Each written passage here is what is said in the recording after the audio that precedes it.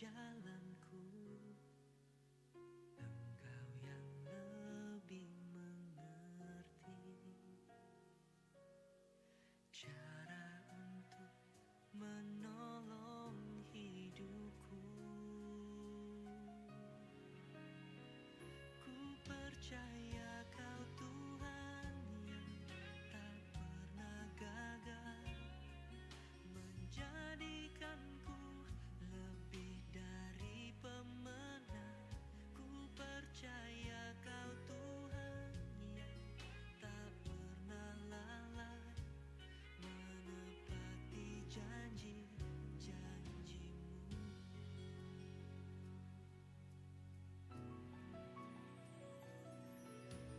Engkau yang lebih tahu cara untuk membuka jalanku. Engkau yang lebih mengerti, Engkau yang lebih mengerti cara untuk menolong hidupku. Ku percaya Kau Tuhan yang tak pernah gagal, menjadikanku lebih dari pemenang. Ku percaya Kau Tuhan yang tak pernah lalai, menepati janji-janji-Mu.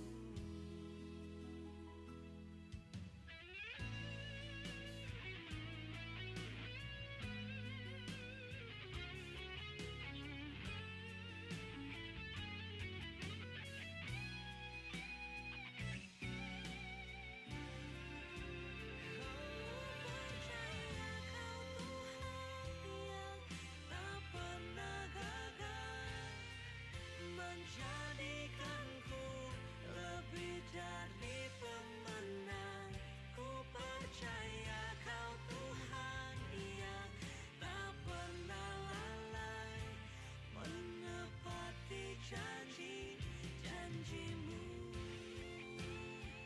Ku percaya Kau Tuhan yang tak pernah lalai, menepati janji-janji-Mu. Oh ya Tuhan, Kau selalu tepati janji-Mu. Sebab Kau Tuhan yang tak pernah gagal.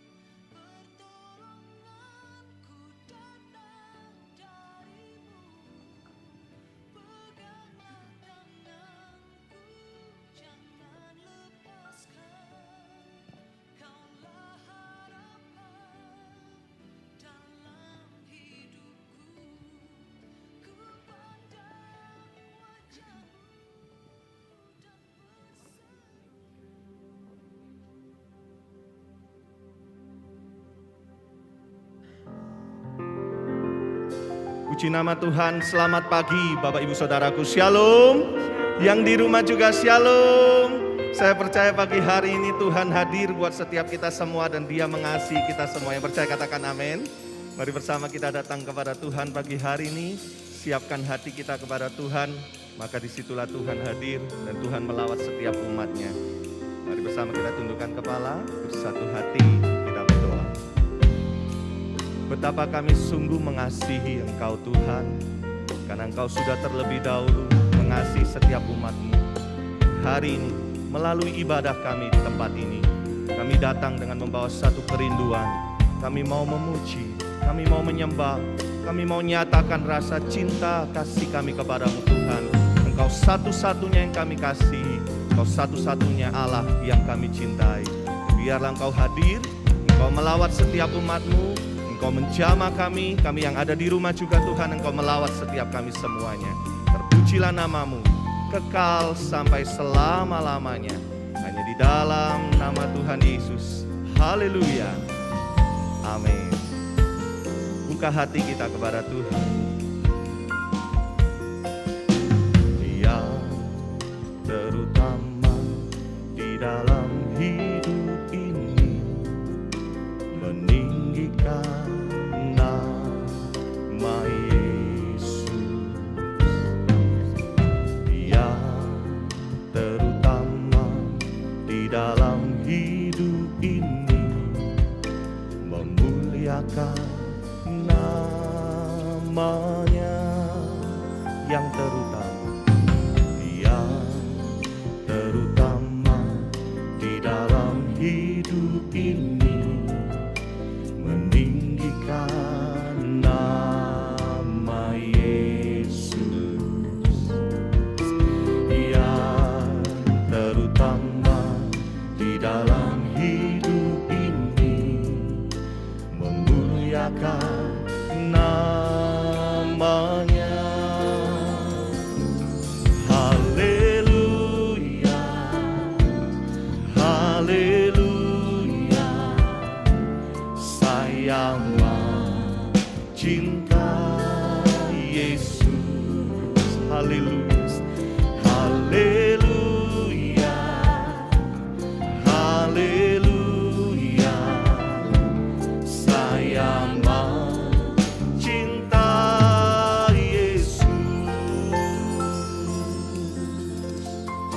jemaat sendiri katakan yang terutama.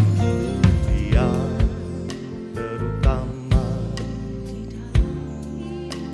Kami mau meninggikan Engkau Tuhan.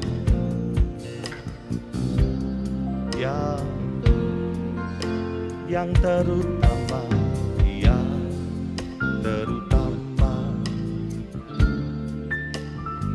Memuliakan namanya. Satu kali lagi katakan. Yang terutama di dalam hidup ini meninggikan Engkau. Inilah kerinduan kami. Yang terutama di dalam hidup ini memuliakan namanya. Sama-sama kita katakan. Haleluya, haleluya. Saya mencintai Yesus.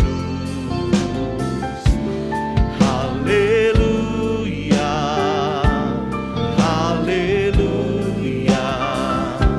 Saya mencintai Yesus.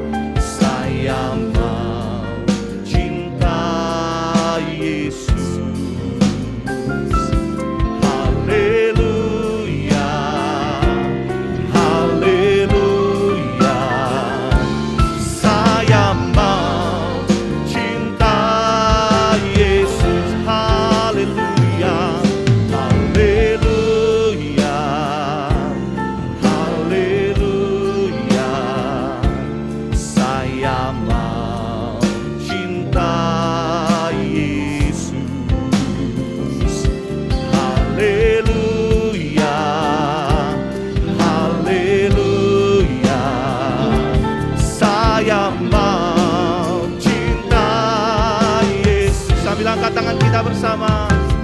Haleluya, haleluya, saya mau cinta Yesus. Haleluya, haleluya, saya mau. Angkatlah kedua tanganmu Bapak Ibu. Haleluya, haleluya, saya mau. Inilah janji kami kepadamu Tuhan. Kami mau meninggikan Engkau, kami mau mengasihi Engkau.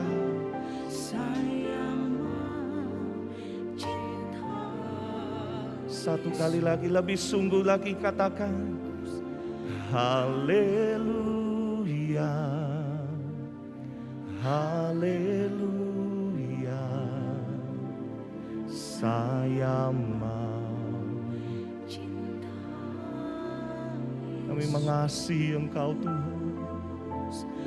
Haleluya, haleluya, saya mau cinta Yesus.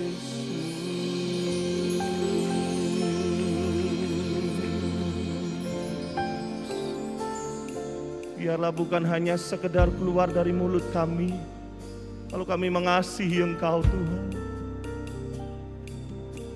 tetapi biarlah dari hati kami, sikap kami, perbuatan kami mencerminkan bahwa kami sungguh mengasihi Engkau. Mari Bapak Ibu Saudaraku, pagi hari ini awali ibadahmu, nyatakanlah kepada Tuhan, kami mengasihi Engkau, kami mencintai Engkau Tuhan. Kinamasyata karala barala barala, kinarala barala barala. Tidak ada yang lain selain Engkau Tuhan. Engkau satu-satunya Allah yang kami kasih. Yesus Kristus Tuhan, Engkau Allah kami yang kami cintai. Kinamasyaralamu, tiada yang lain Tuhan, hanya nama-Mu. Kami mengasihi-Mu, kami mencintai-Mu. Engkaulah satu-satunya pribadi yang ku cinta. Tiada yang lain Tuhan, tiada yang lain, tiada yang dapat menggantikan-Mu. Yesus, Kaulah satu-satunya. Kami mengasihi-Mu, kinamasyaralamu. Haleluya, we love you Lord, we love you Lord, we worship you Lord.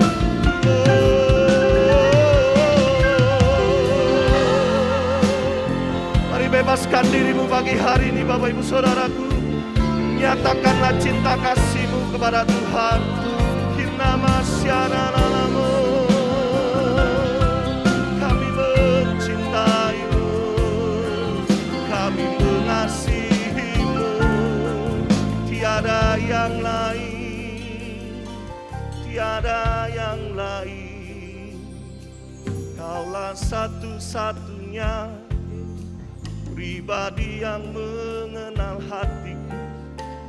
Tidak ada yang lain, hanya Engkau. Kami mengasihi-Mu, kami mencintai-Mu. Kinamasyaralamu, oh,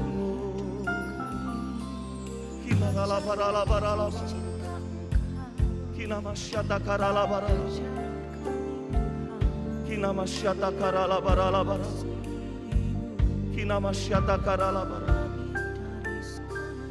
Bapak Ibu Saudaraku, lagu yang barusan kita nyanyikan ini mungkin sedikit teks yang kita nyanyikan.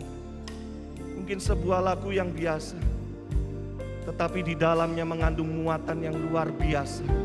Saat kita betul-betul menyatakan kepada Tuhan, saat kita menyatakan menjadikan Yesus satu-satunya yang terutama di dalam hidup kita. Pagi hari ini izinkan saya bertanya buat setiap kita yang hadir. Sudahkah kita mengasihi Tuhan? Sudahkah kita menjadikan Tuhan yang terutama di dalam hidup kita? Baik kita yang melayani Tuhan juga di tempat ini. Sudahkah kita menjadikan Tuhan yang terutama dalam hidupmu? Kinamasyata karalaba. Mengasihi bukan hanya sekedar kita mengucapkan aku mengasihi Engkau Tuhan, tetapi mencintai Tuhan, mengasihi Tuhan, itu lebih dari ucapan, dari sikap kita, perbuatan kita, hati kita kepada Tuhan. Kinamasyata karalaba. Pagi hari ini berapa banyak kau yang mau kembali lagi untuk mencintai Tuhan, kembali lagi untuk menjadikan Tuhan yang terutama dalam hidupmu. Mari saya ajak bersama, bukalah kedua tangan kita pagi hari ini Bapak Ibu Saudaraku. Bangkit berdiri bersama-sama, kembali angkat suaramu, sembah Dia, sembah Dia. Nyatakan cinta kasihmu kepada Tuhan. Kinamasyata karalabaralaba. Bebaskan dirimu pagi hari ini Bapak Ibu Saudaraku. Yesus Engkau satu-satunya yang kami kasihi. Yesus Engkau satu-satunya. Kami mengasihimu, kami mencintaimu. Tiada yang lain, hanya namamu. Nama syaralamu, kami mencintaimu. Yang lain,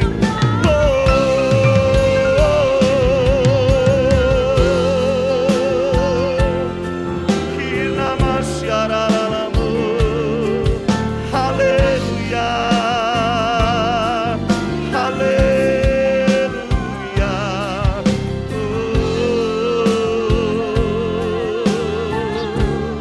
Kina lama syaralamu.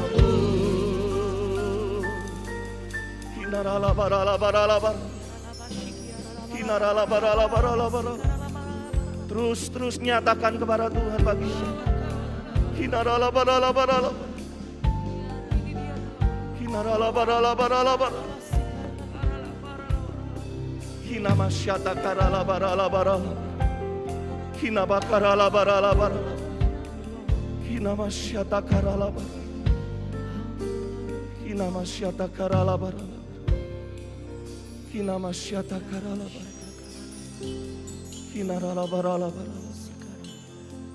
Kinamasyata karalaba. Seumur hidup kami mau tetap mengasihi Engkau Tuhan.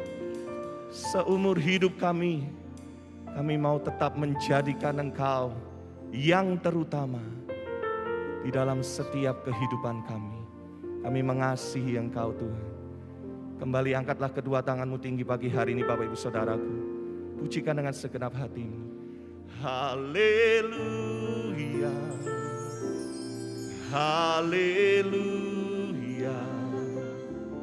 Saya mau cinta Yesus. Katakan haleluya, haleluya.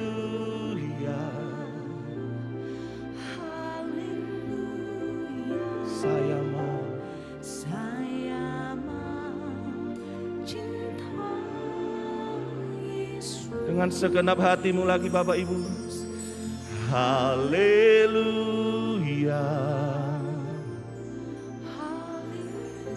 Kau mendengar setiap pujian umatmu. Saya mau cinta Yesus. Singing hallelujah. Haleluya, haleluya. Saya mau cinta Yesus lebih sungguh lagi bersama. Haleluya, haleluya. Saya mau cinta Yesus. Haleluya, haleluya. Saya mau cinta Yesus. Angkat tanganmu tinggi-tinggi, nyatakanlah. Haleluya, haleluya. Saya mau cinta Yesus. Haleluya, haleluya. Saya mau cinta Yesus. Saya mau cinta Yesus. Saya mau cinta Yesus.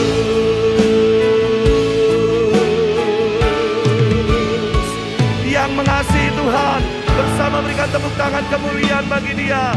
Haleluya. Kami mau terus mengasihi Engkau, menjadikan Engkau yang terutama di dalam hidup kami. Kami bersyukur kepadamu Tuhan, di dalam nama Tuhan Yesus yang bersuka cita bersama dengan saya berkata, amin. Tepuk tangan bagi Tuhan kita. Mari kita masuk gerbang Tuhan dengan puji-pujian. Sebab Tuhan itu baik, terlebih dahulu mengasihi setiap kita.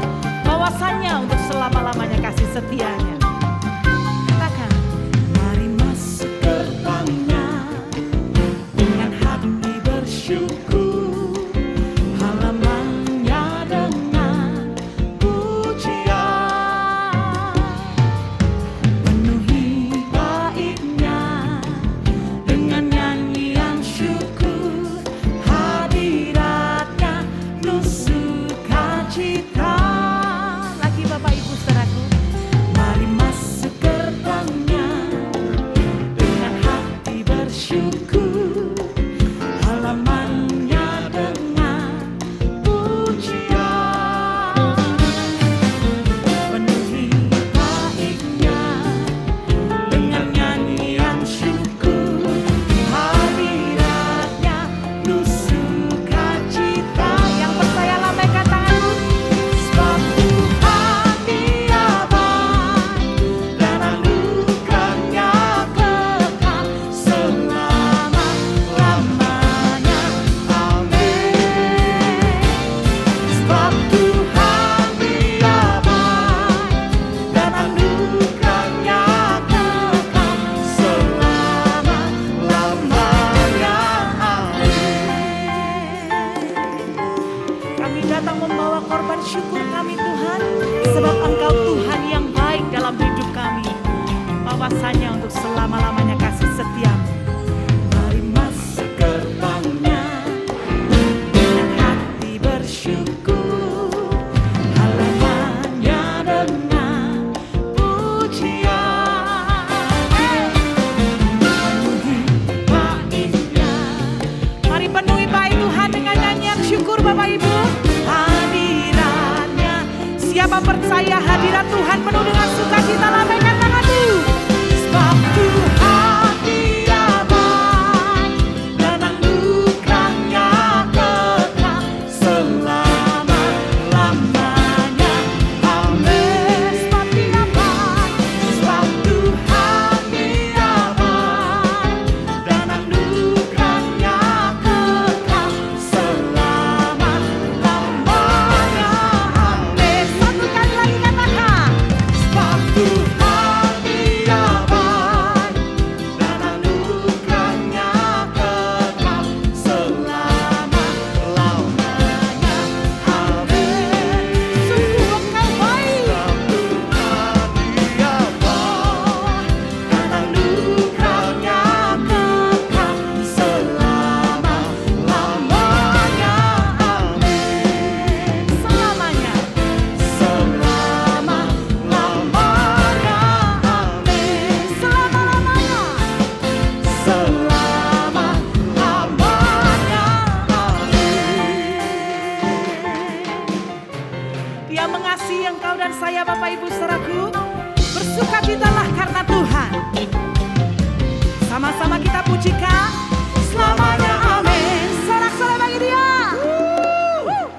Dia Tuhan kita yang baik. Siapa namanya? Yesus. Siapa namanya? Tepuk tangan yang paling meriah bagi Tuhan kita.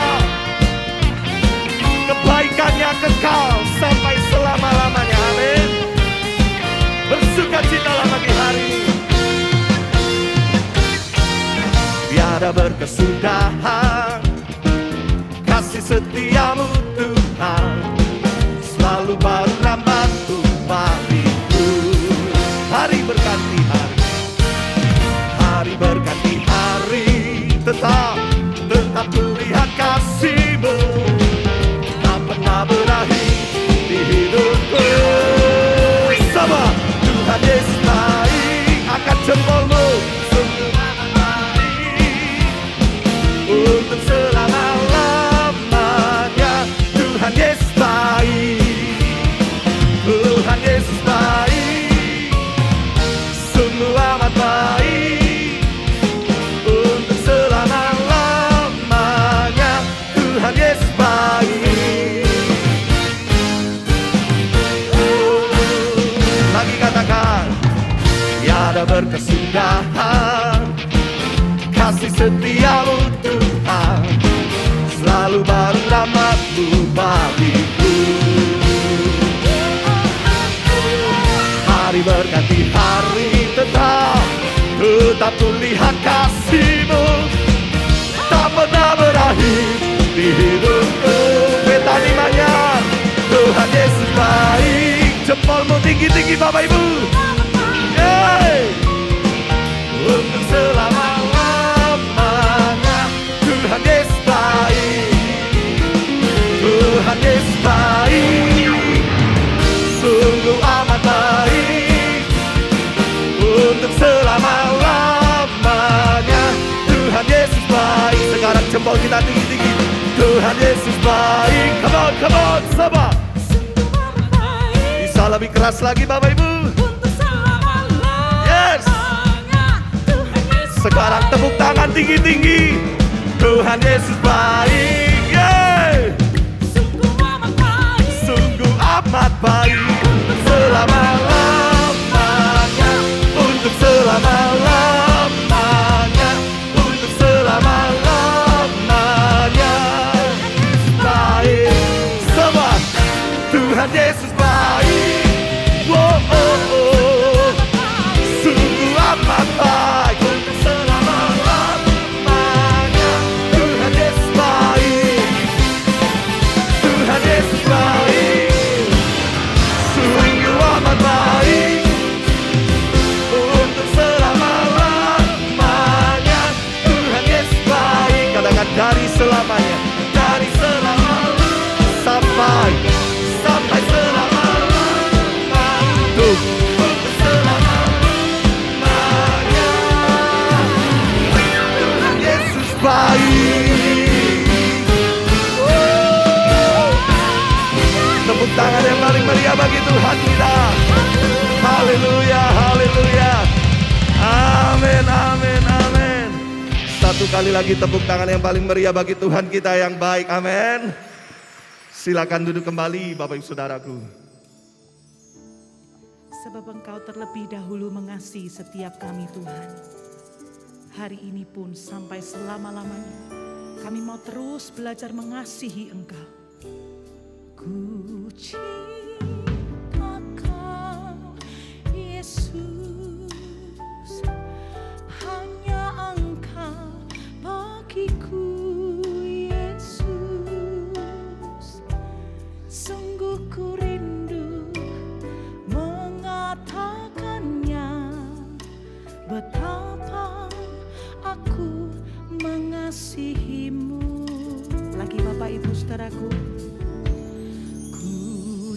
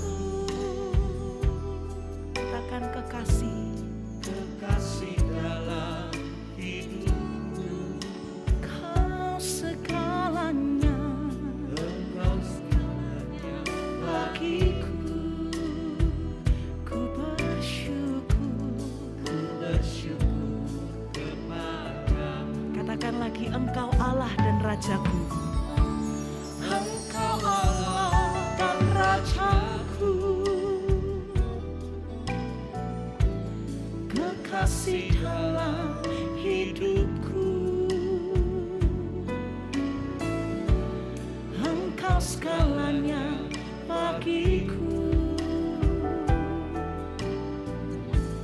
Ku bersyukur kepadamu. Lagi katakan, ku cinta kau Yesus, hanya engkau bagiku Yesus. Sungguh ku rindu mengatakannya, betapa aku mengasihimu. Satu kali lagi katakan, ku cinta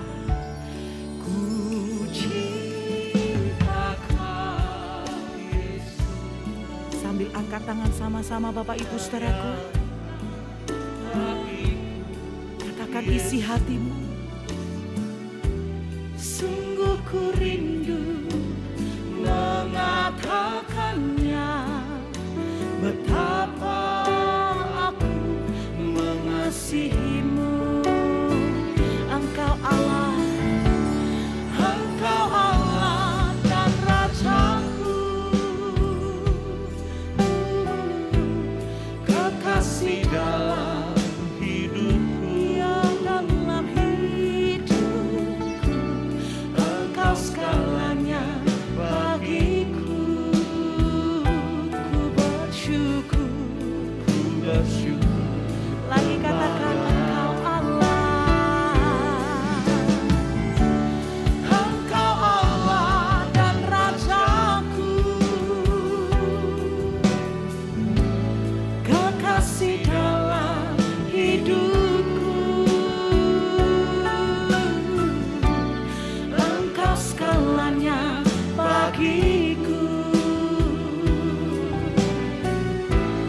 Ku bersyukur kepadamu. Lagi Bapak Ibu katakan, Engkau Allah dan Rajaku, Kau kekasih dalam hidupku. Kau segalanya bagiku. Ku bersyukur kepadamu. Kembali kita bangkit berdiri bersama. Engkau Allah dan Rajaku, yang menjadikan Dia Tuhan dan Raja dalam hidup dan mengasihi Dia. Angkat kedua tanganmu tinggi-tinggi Bapak Ibu saudaraku, nyanyi dari hatimu. Oh, segalanya bagiku.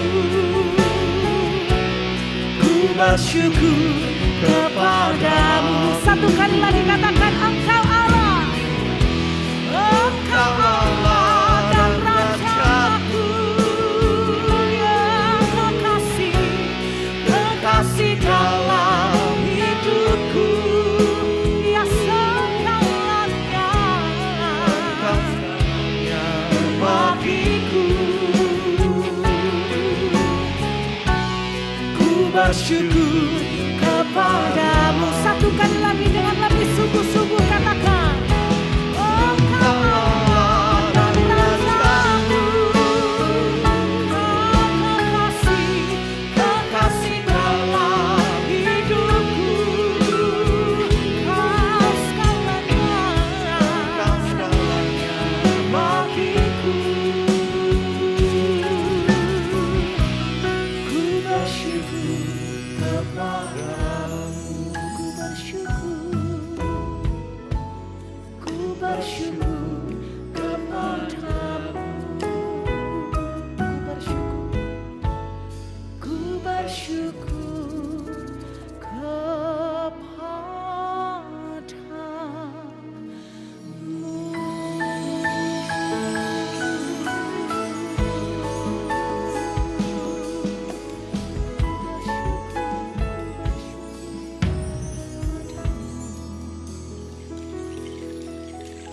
Yesus, terima kasih Engkau telah menjadi mediator agung kami, sehingga kami pada pagi hari ini bisa ada di depan tahta Tuhan, menghampiri tahta Tuhan dalam kondisi apapun, karena kami sudah ditegakkan di dalam kebenaran. Kami anak-anak Tuhan yang tidak lagi dituduh, tidak lagi dipersalahkan, karena kami sudah diberikan kebenaran oleh Yesus. Terima kasih pada pagi hari ini kami datang ke hadirat Tuhan karena kami tahu di dalam hadirat Tuhan perkara besar telah Tuhan sediakan bagi kami.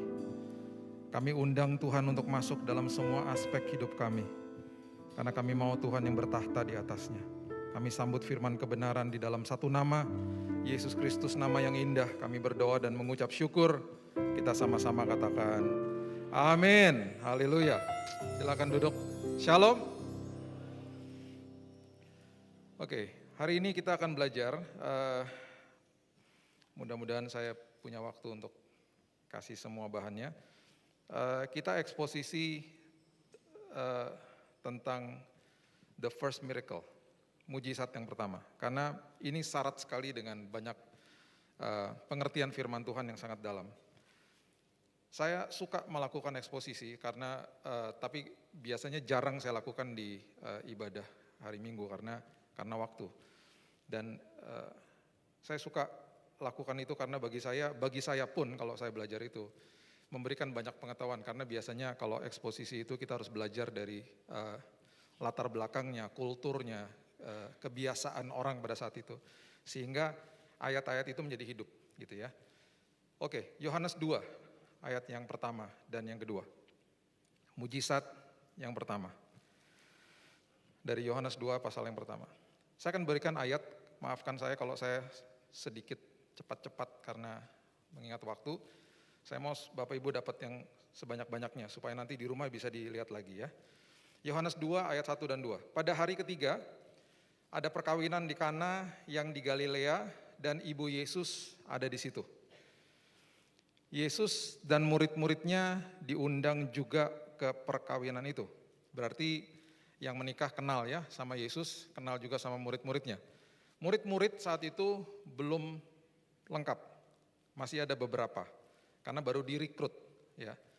Dan ketika mereka mengadakan perkawinan ini perlu kita catat bahwa perkawinan pada saat itu biasanya berlangsung paling sedikit 1 minggu.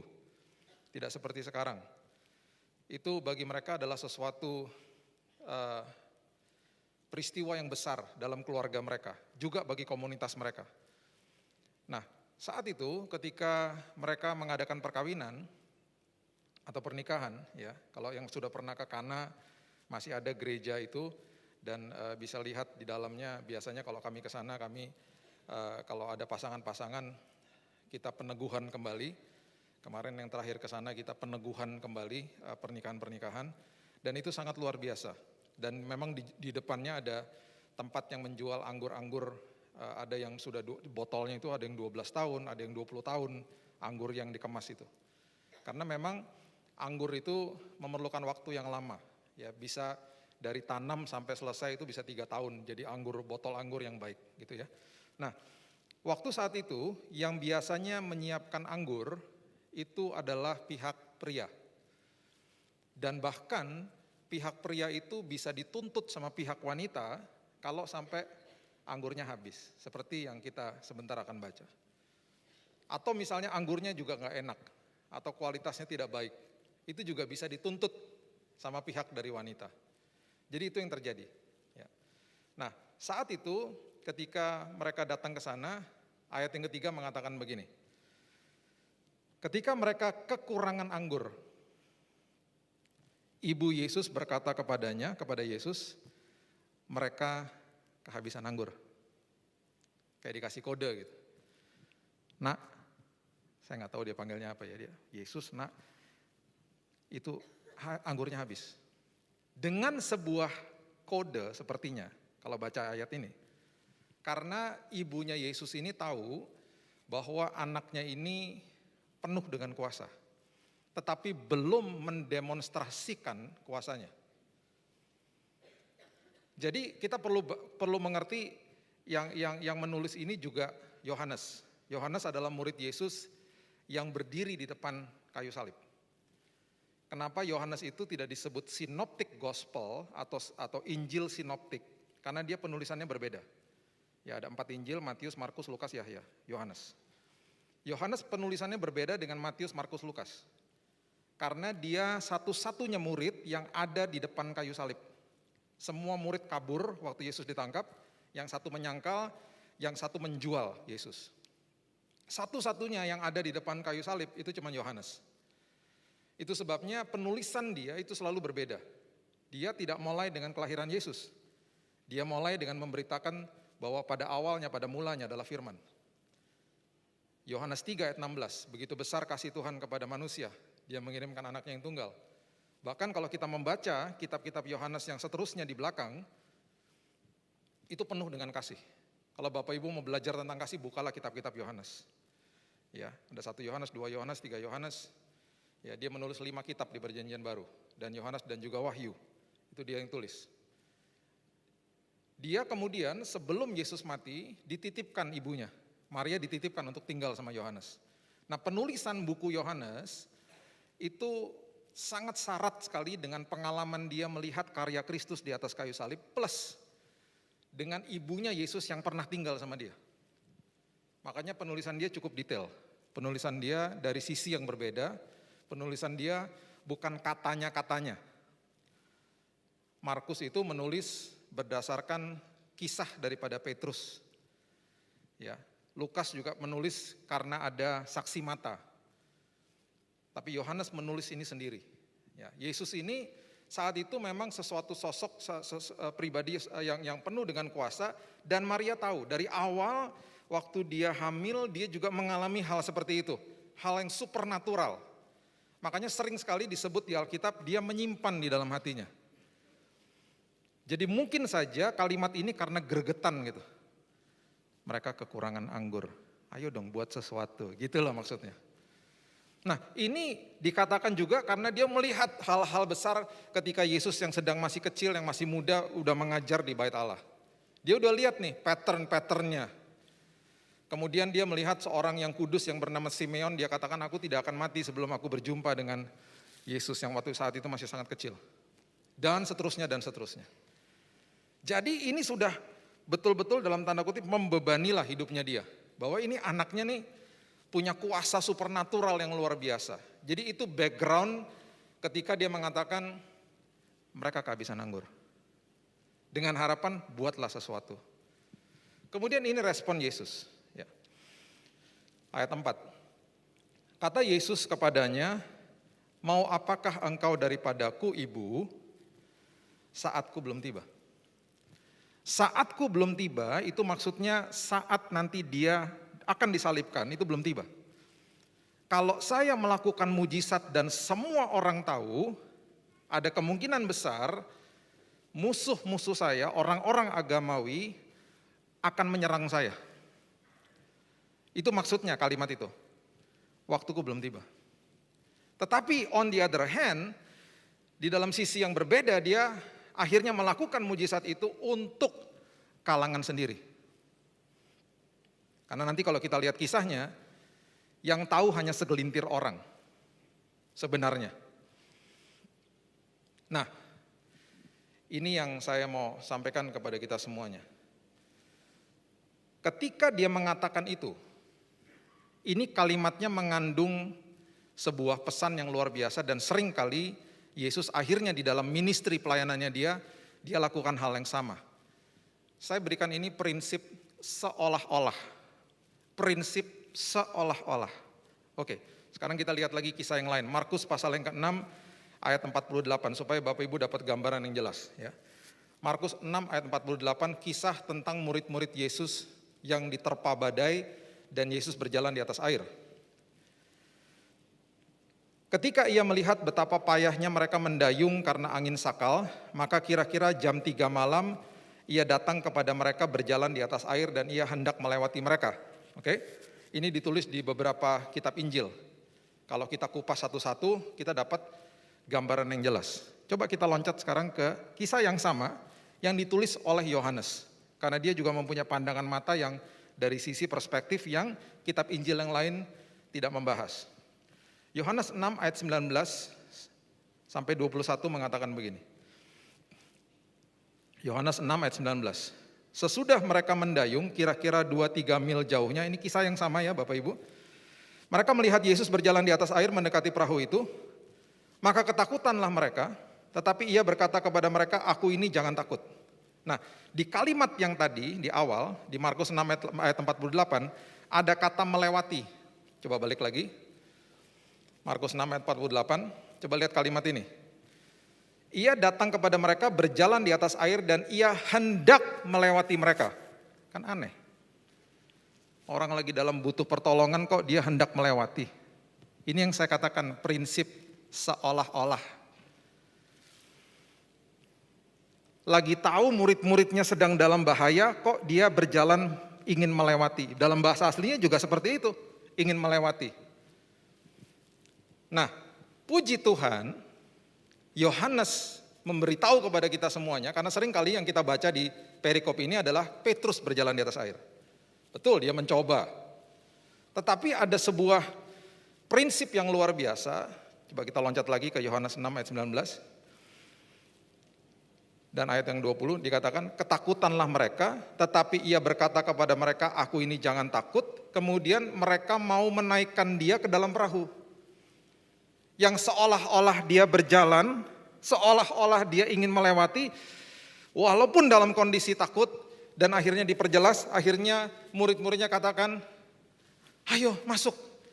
Mereka menaikkan dia ke atas perahu. Perhatikan kalimat ini. Dan seketika juga perahu itu sampai ke pantai yang mereka tuju. Kata seketika itu artinya seketika. Dalam bahasa aslinya seketika. Dengan kata lain, mereka mengalami time travel. Tiba-tiba yang tadinya di sini, dalam waktu sekejap, ada di sini. Itu yang terjadi. Itu kata seketika artinya. Itu yang terjadi. Nah, sering kali ini nggak dibahas. Yang dibahas Petrus berjalan di atas air. Ada sebuah mujizat yang luar biasa saat itu, ketika Yesus diundang naik ke atas perahu.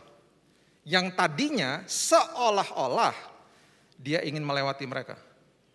Perhatikan prinsip ini baik-baik. Yesus tidak pernah mau memaksa kita. Makanya ada keputusan atau kehendak bebas. Aku sediakan, kalau kamu gak mau ya terserah. Aku tidak akan masuk ke dalam ranah itu. Aku tidak akan paksa kamu. Itu yang dia berikan pelajaran kepada kita. Kamu butuh pertolongan, aku ada di situ. Kamu panggil aku masuk ke dalam, aku bisa lakukan kairos aku, mujizat bisa terjadi. Terserah kamu mau seperti apa. Dan setiap kali dia melakukan ini, dia lagi ngajari murid-muridnya. Makanya rugi kalau kita nggak belajar firman Tuhan, karena yang diajarkan kepada murid-muridnya, itu diajarkan juga kepada kita sebenarnya. Rugi kalau kita nggak baca. Makanya bagi saya, firman itu makanan yang sangat berharga tiap hari. Saya bilang, Tuhan aku mau lapar dan haus akan firman Tuhan. Ada lagi prinsip yang seperti itu? Ada, coba lihat lagi. Ya, kita buka lagi coba di, sebelum itu saya kasih ini dulu, Markus 6 ayat 52. Markus 6 ayat 52. Sebab sesudah peristiwa roti itu mereka belum juga mengerti dan hati mereka tetap degil. Jadi peristiwa waktu Yesus membawa mereka seketika sampai ke tepi, ya, dalam keselamatan, itu peristiwa setelah mujizat 5 roti dan 2 ikan. Bayangin loh, baru ngalami hal yang sangat hebat yang luar biasa, tetap aja hatinya degil. Makanya diajarin terus sama Yesus. Gak dikasih makanan ringan, gak langsung dia jalan di atas air dan langsung masuk ke dalam perahu, enggak. Ayo dong, respon dong sama aku. Belajar dong punya iman. Ibrani 11 coba lihat. Ini arti kata daripada iman. Ibrani 11 ayat yang ke-6. Sering kali kita baca ayat ini, kita nggak mengerti makna sebenarnya, coba lihat. Tetapi tanpa iman, tidak mungkin orang apa? Berkenan kepada Allah. Coba kita baca dengan keras kalimat yang awal itu. Tetapi tanpa iman, tidak mungkin orang apa? Berkenan kepada Allah. Ya, dan seterusnya dan seterusnya. Kata berkenan dalam bahasa Inggrisnya without faith it's impossible to please God. Tanpa iman tidak mungkin orang bisa berkenan atau pleasing God atau menyukakan Dia. Kata pleasing itu artinya please come.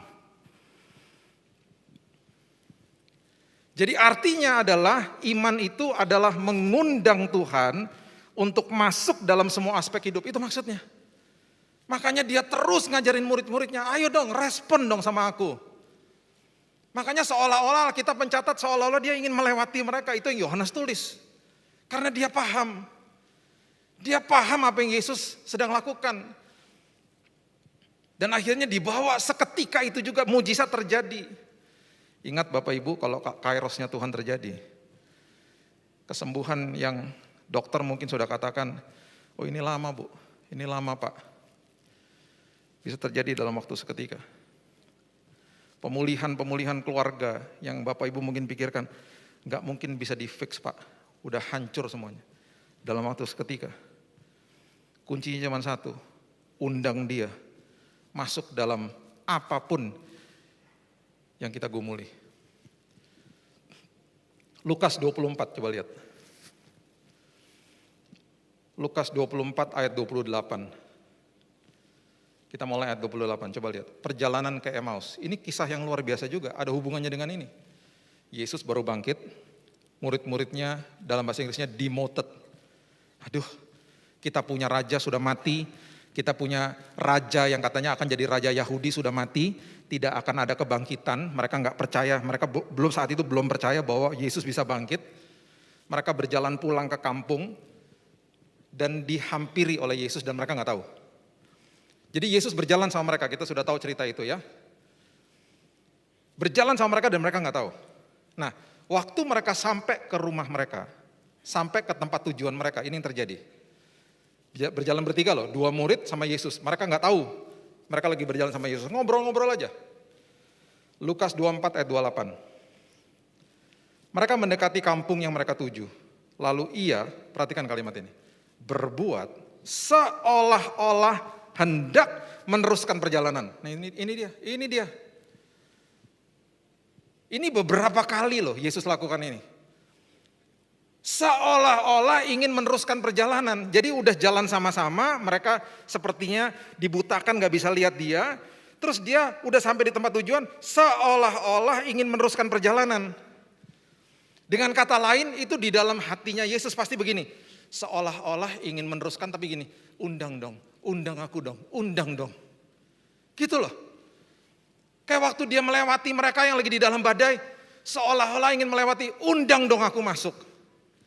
Dia gak mau paksa soalnya. Tapi ketika kita mengundang dia, itu iman yang sebenarnya. Karena iman to please him. Untuk mengundang dia masuk dalam semua aspek hidup, itu artinya. Hal sederhana sebenarnya. Ayat 29. Tetapi mereka, puji Tuhan ya, puji Tuhan diundang. Mereka sangat mendesaknya. Katanya tinggallah bersama-sama dengan kami, sebab hari telah menjelang malam dan matahari hampir terbenam. Lalu masuklah ia untuk tinggal bersama-sama dengan mereka. Ayat 30, waktu ia duduk makan dengan mereka, ia mengambil roti, mengucap berkat, memecah-mecahkan dan memberikannya kepada mereka. Perhatikan ayat 31. Maka terbukalah mata mereka, dan mereka pun mengenal dia, tetapi ia lenyap dari tengah-tengah mereka. Keraguan-raguan dijawab dengan kehadiran Yesus. Karena apa? Diundang masuk. Ragu-ragu awalnya. Bapak Ibu nanti baca satu perikop itu. Ragu-ragu. Mereka rasanya seperti hancur hatinya. Kok gitu ya? Kok akhirnya dia mati? Sia-sia ya sepertinya gitu. Keraguan-raguan dijawab oleh kehadiran ketika diundang masuk. Dia cuma mau kasih lihat dirinya sama mereka, dia hilang habis itu. Ketakutan ketika diundang masuk ke dalam perahu, dijawab sama kairos. Dijawab sama percepatan waktu. Hal besar terjadi ketika kita undang dia, itu iman. Itu iman. Ayat 5, kita terusin lagi Yohanes pasal yang kedua ya. Balik lagi ayat yang kelima. Tetapi Ibu Yesus berkata kepada pelayan-pelayan, apa yang dikatakan kepadamu, buatlah itu. Apakah yang dikatakan kepadamu, buatlah itu. Hanya pelayan-pelayan loh yang tahu akhirnya. Jadi Ibu Yesus mengatakan begini, kamu kalau dikasih tahu apa-apa, kamu taat aja. Karena ketaatan adalah pintu gerbang kepada mujizat. Kamu jangan ngebantah, saya juga nggak tahu apa yang dia akan lakukan. Apapun yang dia katakan, kamu ikutin aja. Saya tahun 90 berapa gitu ya, saya lupa. Yang suka main basket pasti tahu Michael Jordan ya. Saya dulu tahun 90-an ngefans lah sama dia. Saya suka main basket. Sampai hari ini saya masih ngikutin basket. Satu hari teman saya ajak saya ke kota namanya kota Chicago nih waktu saya masih kuliah.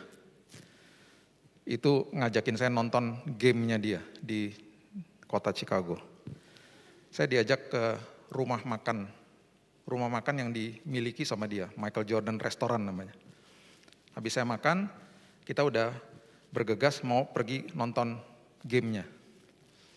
Waktu saya turun dari restoran dengan teman saya,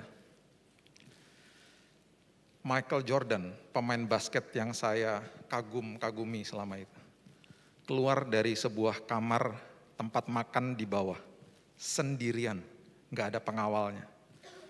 Keluar, saya pas turun tangga, cuma saya, teman saya, sama dia. Gak ada orang lain. Dan kaget dong, ketemu sama orang yang saya idolakan waktu saya muda. Tuk, di depan saya. Saya tegur dong langsung. Hey Mike, hey how are you? Are you going to the game? Kamu pergi ke game? Iya. Saya ngeliatin dia sampai gini. Di tangan saya, ada zaman itu belum ada handphone yang pakai kamera, belum ada. Tahun 90-an. Saya pegang kamera manual lagi. Karena memang mau foto-foto di gamenya. Saya ngeliatin dia, pegang kamera loh. Oh iya, kita ke game gitu. Oh oke. Enjoy the game, dia bilang gitu. Dia keluar, saya gak pernah lupa tuh. Dia minta sama orang valet parkingnya, lemparin kuncinya dia. Dia masuk ke mobilnya, dia pergi. Saya dan teman saya begini dua-duanya. Wow, kita baru ketemu Michael Jordan dan dia ngobrol sama kita. Teman saya bilang gini, ya. Terus tiba-tiba kita gini, kenapa gak foto? Loh, iya, kenapa gak foto? Itu penyesalan saya yang paling besar saat itu. Dia sendirian loh, dan dia punya waktu loh. Jangan sampai cuma dengar tentang Yesus, kabar baik tentang Yesus dari orang-orang yang pernah ngalami Yesus. Tapi kita gak pernah ngundang dia. Istilahnya gak pernah mau foto sama-sama dia dan kenalan sama dia. Jangan sampai seperti itu loh. Oh ya katanya memang dia dahsyat, katanya dia luar biasa. Tapi dia lewat gitu aja. Ingat ya, dia tidak akan paksa. Dia akan sodorkan semua pertolongan. Dia lagi kasih tahu sama kita dan juga saya nih saat ini, lewat firman-Nya pada pagi hari ini. Jangan sia-siakan kesempatan itu. Ayat 7, Yohanes 2 ayat 7. Yesus berkata kepada pelayan-pelayan itu, isilah tempayan-tempayan itu penuh dengan air. Dan mereka pun mengisinya sampai penuh. Perhatikan itu, sampai penuh. Ya. Isinya sampai penuh. Kita loncat sekarang ke kisah yang lain, 2 Raja-Raja 4, coba lihat. Sampai penuh ya, ingat kata-kata itu ya. 2 Raja-Raja 4, coba lihat. Salah seorang, ini prinsip ya, kita belajar prinsipnya. Salah seorang dari istri-istri para nabi mengadukan halnya kepada Elisa sambil berseru, hambamu, suamiku sudah mati, engkau ini tahu bahwa hambamu ini takut akan Tuhan, tetapi sekarang penagih hutang sudah datang untuk mengambil kedua orang anakku menjadi budaknya. Seorang janda kehabisan uang, debt collector datang, udah kebingungan. Ini konteksnya kekurangan, udah gak tahu mesti ngapain. Jawab Elisa kepadanya. Ini yang saya suka. Apakah yang dapat kuperbuat bagimu? Yesus selalu ngomong gini ketika ada orang sakit. Apa yang kamu mau aku lakukan untukmu? Selalu gitu. Padahal Yesus tahu mereka butuh apa. Dia mau mereka itu menyebutkan kebutuhan mereka. Orang itu katakan begini, beritahukanlah kepadaku apa-apa yang kau punya di rumah. Apa sih yang kamu punya? Berkatalah perempuan itu, hambamu ini tidak punya sesuatu apapun di rumah, kecuali sebuah buli-buli berisi minyak. Udah gak ada apa-apa, cuman buli-buli. Yesus seringkali katakan begini, kamu punya apa? Aku cuma punya lutut untuk berdoa sama air mata Tuhan. Gak apa-apa, kita pakai sama-sama ya, bermitra sama aku, nanti jadi perkara besar. Apa yang kamu punya?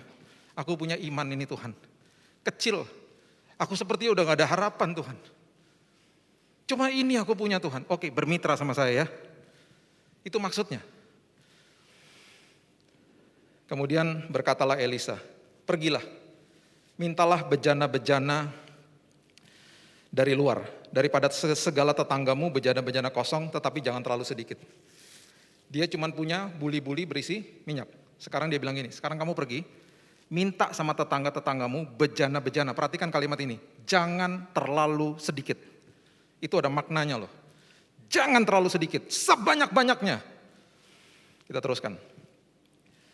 Pergilah perempuan itu, kemudian masuklah ya tempat, tutuplah pintu sesudah engkau dan anak-anakmu masuk, tuanglah minyak itu ke dalam segala bejana, mana yang penuh angkatlah. Habis kamu terima bejana itu, masuk jangan dengerin orang. Kalau mau dapat mujizat dari aku, mau dapat pertolongan dari aku, jangan dengerin kabar-kabar yang lain, udah fokus saja. Ayat 5, pergilah perempuan itu daripadanya, ditutupnya pintu sesudah ia dan anak-anaknya masuk, anak-anaknya mendekatkan bejana-bejana kepadanya, sedang ia terus menuang. Anaknya kasih bejana, nih bu, tuang, nih bu, tuang. Ayat 6, ketika bejana-bejana itu sudah penuh, berkatalah perempuan itu kepada anaknya, dekatkanlah kepadaku sebuah bejana lagi. Tetapi jawabnya kepada ibunya, udah gak ada lagi bu, gak ada lagi bejananya. Perhatikan kalimat ini, lalu berhentilah minyak itu mengalir. Kalau bejananya lebih, ngalir terus gak? Ngalir terus. Iman, suplainya Tuhan selalu lebih besar daripada kapasitas kita. Kalau saya punya kapasitasnya segini, Tuhan akan penuhi. Mau perbesar lagi kapasitasnya, dipenuhi lagi. Rugi kalau kita nggak perbesar kapasitas kita. Amin atau amin? Rugi. Itu maksudnya. Sebanyak apapun yang kamu punya, imanmu, aku akan penuhi. Dokter kasih tahu sama saya, 3 bulan Pak mati Pak. Tahun 2019, aku bilang Tuhan perbesar kapasitasku. Saya udah 60 kilo, udah hancur badan saya. Tuhan perbesar kapasitasku. Karena sesuai dengan imanku, aku akan pulang. Aku akan melayani lagi di Surabaya. Perbesar kapasitasku ya Tuhan. Dengan tangisan, dengan mungkin ada ketakutan, perbesar kapasitasku. Dan isi Tuhan sepenuh-penuhnya. Itu maksudnya. Makanya mujizat air jadi anggur, diisi sampai penuh. Itu prinsipnya Tuhan. Ayat yang ke-7.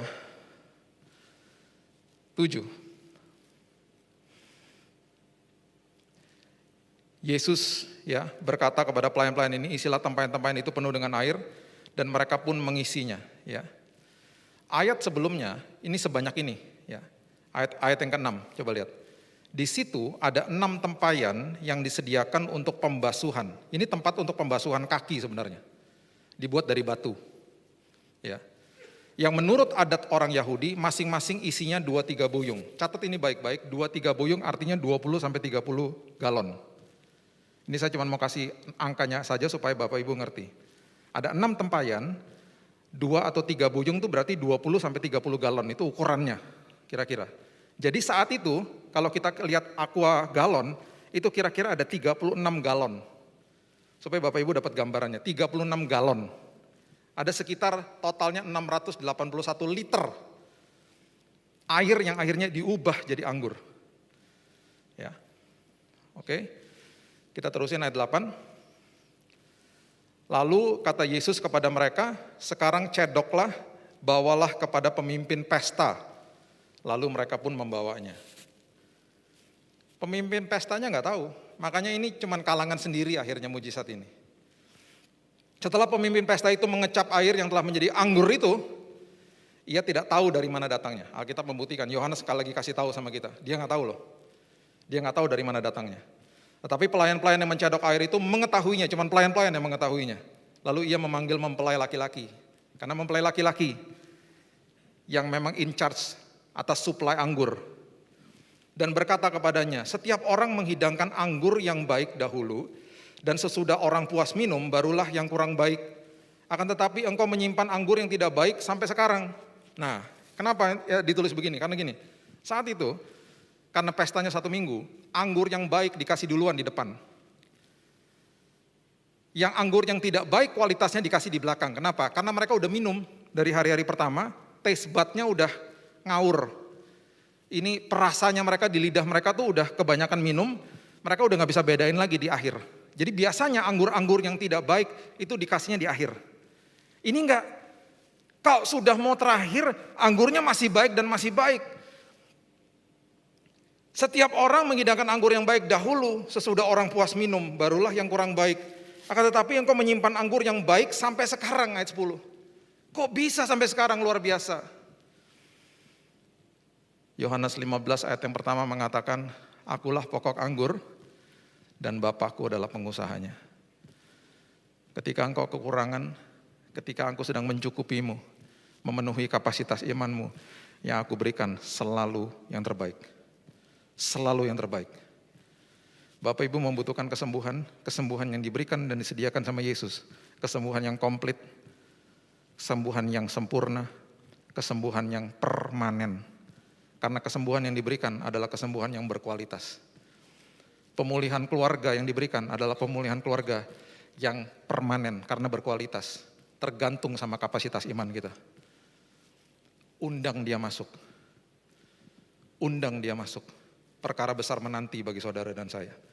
Ayat 11. Hal itu dibuat Yesus di Kana yang di Galilea sebagai yang pertama dari tanda-tandanya. Dan dengan itu ia telah menyatakan kemuliaannya dan murid-muridnya percaya kepadanya. Untuk kalangan sendiri. Karena memang belum tiba waktunya. Hanya ibunya Yesus, murid-muridnya, dan hanya pelayan-pelayan yang tahu. Dan sekarang kita juga tahu. Di dalam ketakutanmu, undang dia masuk, kairosnya terjadi. Di dalam keraguan-raguanmu, undang dia masuk, dia akan menampakkan dirinya. Di dalam kekuranganmu, undang dia. Suplainya dia selalu lebih besar daripada kapasitas kita. Perbesar kapasitasmu. Dan lihatlah, kecukupan daripada Tuhan akan memenuhimu. Berikan tepuk tangan kita untuk Tuhan kita.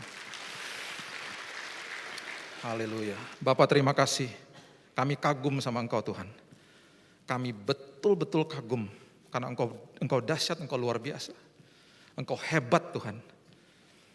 Dan terima kasih Tuhan buat pelajaran pada hari ini. Terima kasih buat pewahyuan yang Kau ajarkan kepada murid-murid-Mu. Dan Tuhan terima kasih untuk menyingkapkan ini kepada kami pada pagi hari ini. Kami mau mengerti dan kami mau memiliki prinsip ini ya Tuhan. Kami mau undang Tuhan di dalam semua aspek hidup kami. Perbesar kapasitas kami Tuhan. Karena kami mau Tuhan, minyak-Mu yang Kau tuangkan dalam hidup kami tidak pernah ada habisnya.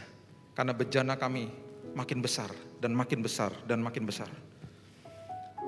Suplai-Mu begitu besar Tuhan. Suplai kesembuhan, suplai pemulihan, suplai pertolongan begitu besar.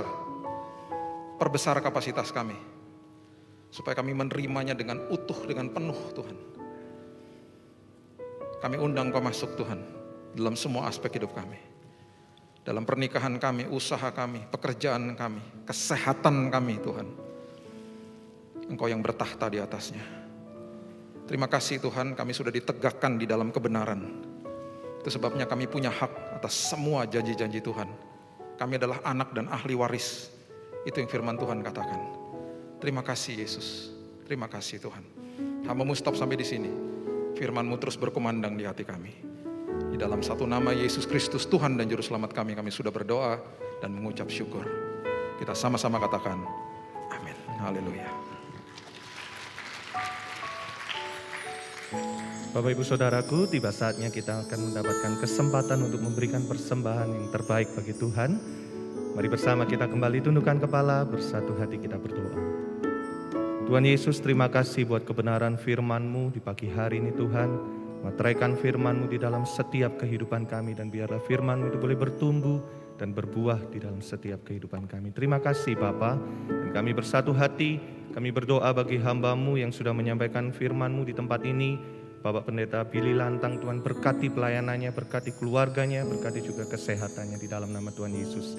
Terpujilah nama-Mu Tuhan, dan sebentar kami akan memberikan persembahan. Kami rindu, kami mau menyenangkan hati-Mu, kami melakukan bagian kami, yaitu kami memberi yang terbaik hanya bagi kebesaran dan kemuliaan nama-Mu. Dalam nama Tuhan Yesus. Haleluya. Amin. Ku naikkan syukur padamu Yesus, ku sembah sujud kepadamu Tuhan, di hadapan tata kemuliaan-Mu, ku tinggikan, ku agungkan selamanya.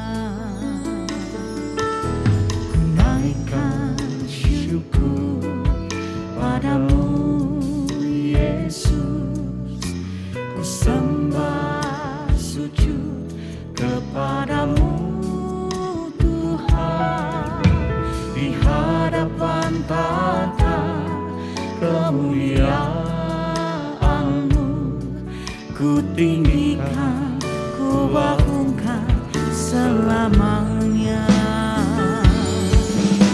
Segala puji syukur bagi-Mu, ku tinggikan nama-Mu selalu. Kemuliaan hanya bagi-Mu, terpujilah nama-Mu. Segala puji syukur bagi-Mu, ku tinggikan nama-Mu selalu. Kemuliaan hanya bagi-Mu, terpujilah nama-Mu. Angkat tanganmu tinggi-tinggi, ucapkan syukur. Segala puji syukur bagi-Mu, ku tinggikan nama-Mu selalu. Kemuliaan hanya bagi-Mu, terpujilah nama-Mu. Terpujilah nama-Mu, terpujilah nama-Mu.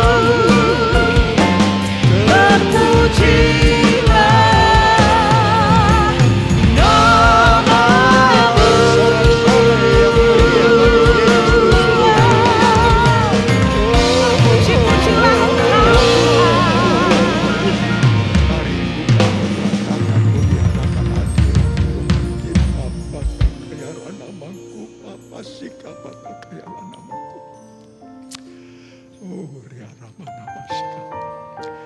Dalam nama Yesus, jemaat yang dikasihi Tuhan, dengan iman terimalah rahmat anugerah dari Aba Bapa Allah kita. Kasih-Nya dalam Yesus, kekuatan kuasa-Nya dalam Roh-Nya yang kudus turun melimpah atas kita untuk menaungi, membimbing, menyertai dan memberkati sepanjang hari ini. Maranatha, Yesus datang, bahkan sampai selama-lamanya. Dalam nama Yesus, semua yang percaya sama-sama kita berkata, Amin. Amin. Selamat pagi, Tuhan Yesus sertai dan berkati saudara semua.